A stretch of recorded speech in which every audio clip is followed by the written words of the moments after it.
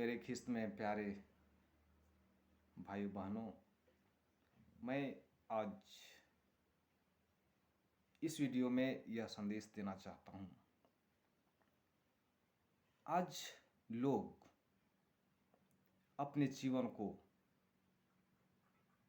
अपने ही गंवा रहे हैं। अपने जीवन का दुश्मन स्वयं अपने ही लोग बन जा रहे हैं। कैसे समझाया जाए, समझ में नहीं आता। दुख के साथ कहना पड़ता है कि आज हमारा मानव अस्तित्व,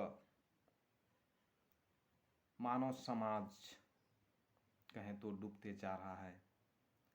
मनुष्य कम उम्र में ही मृत्यु को पा ले रहा है। ऐसा क्यों?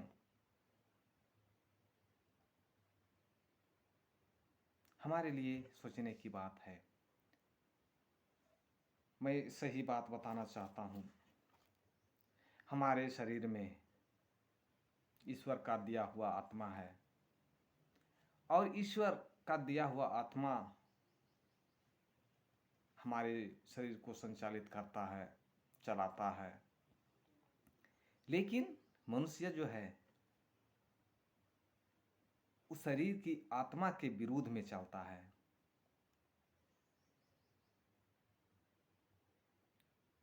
कैसे?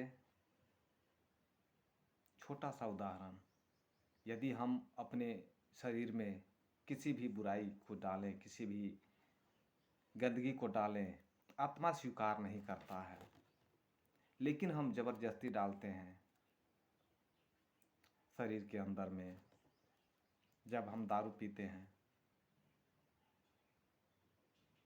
तो शराब और दारू हमारे अंदर नहीं आना चाहता है,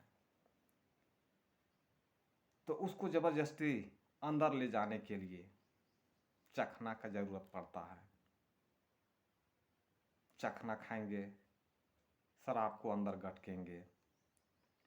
मीट का, मांस का मीट बना के,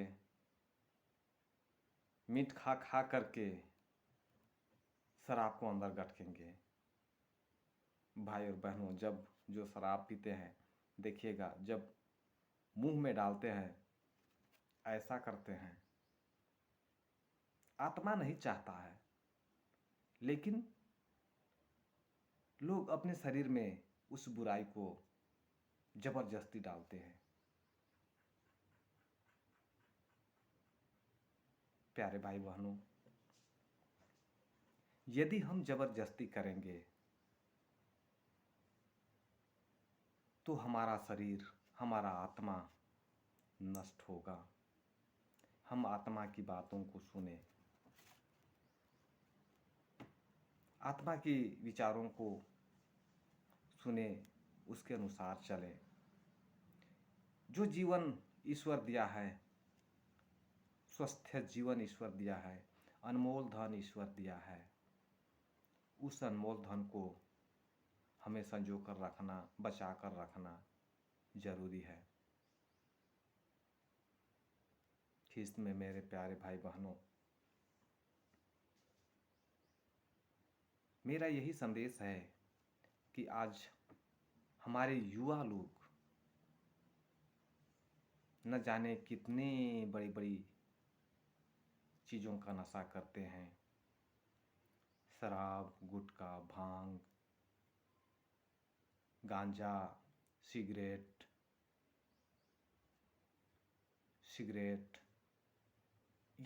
ये सब चीज़ें जो हमारे शरीर के लिए हानिकारक है, हमारे स्वास्थ्य के लिए हानिकारक है, फिर भी हम उसे ग्रहण करते हैं।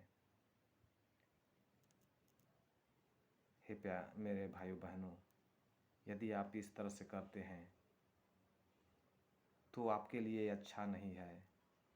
वह बुराई है, वह पाप है, हमारे शरीर को नष्ट करता है। हमने बहुत सारे भाइयों को देखे हैं जो अभी बिस्तर में पड़े हुए हैं और जो अभी रोड में चलते हैं।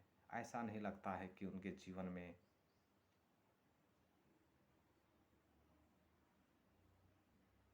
उसके जीवन में खुशी है, आनंद है, वह क्षणिक सुख और आनंद है।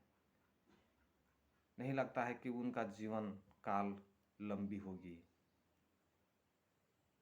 उनका जीवन काल लगता है कि वे कम उम्र में ही चल बसेंगे। इस तरह से लोगों का जीवन काल हो गया है। ईश्वर ने मनुष्यों को कितना अच्छा बनाया था, अपने स्वरूप में बनाया था, अपनी आत्मा को मनुष्यों में डाला, सारी सृष्टि से सुंदर बनाया, बुद्धि ज्ञान विवेक दिया, इस सृष्टि का मालिक बनाया। प्रभु यीशु कहते हैं, तुम इस मंदिर को नष्ट न करो। शरीर रूपी मंदिर को हम नष्ट करते हैं। लोग कहते हैं, एक ग्वाला सिर में अमृत जैसा दूध को लेकर घर घर पूछता है, भाई दूध ले लीजिए।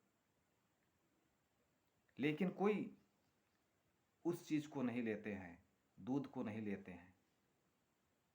उनको घर घर जाके पूछना पड़ता है। लेकिन शराब बेचने वाला अपने घर में ठाठ से बैठा रहता है और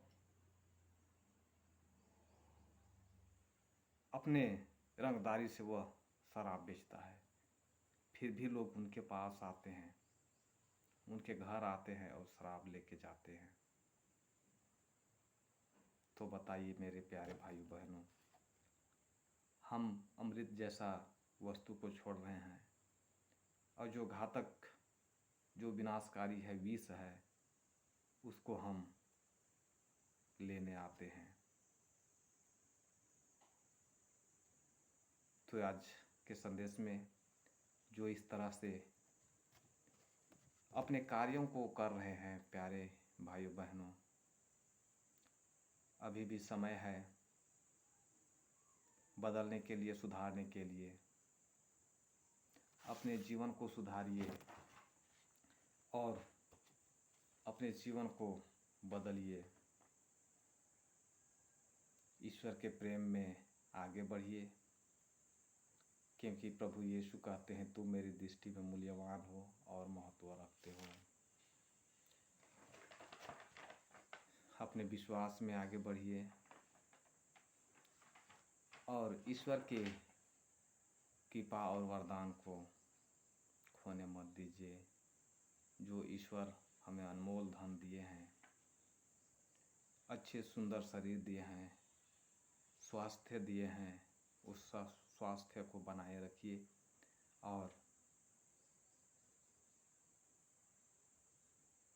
खुश रहिए, आनंद रहिए। शैतान का काम बुराई की ओर ले जाना, पाप की ओर ले जाना। शैतान का अर्थ ही है विरोधी। वह अच्छे काम के प्रति विरोध करता है। इसलिए आप भी विरोध करने के लिए शुरू कर दीजिए। शैतान के प्रति, बुराई के प्रति, पाप के प्रति भलाई को अपनाइए और अपना जीवन सुखद बनाइए। सबों को जय यीशु।